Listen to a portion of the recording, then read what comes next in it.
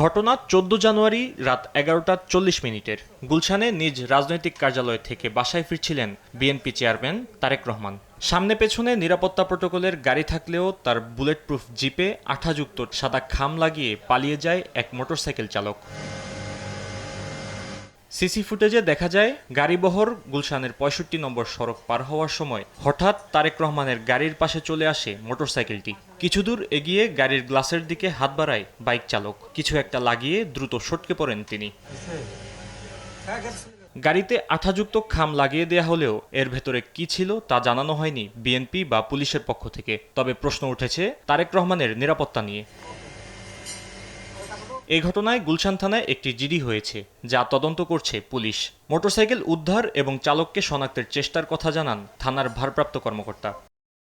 এটা আমরা এখনো আবিষ্কার করতে পারি নাই। রাস্তা একটা কস্টেপ দিয়ে একটা খাম লাগাই দেওয়া, স্পিডে একটা মোটরসাইকেল এসে এটা করে চলে গেল। কিন্তু আমরা তো চেষ্টা করতেছি, কিন্তু ওইখানে আমি নিজেই ছিলাম, ওই দিন আমি নিজেই ছিলাম। আর উনি তো চান না প্রোটেকশন। মোটরসাইকেল চালককে খুঁজে পেলেই ঘটনার রহস্য উন্মোচন হবে বলে মনে করছেন সংশ্লিষ্টরা। ফাহিম ইউসুফ, দেশ টিভি, ঢাকা।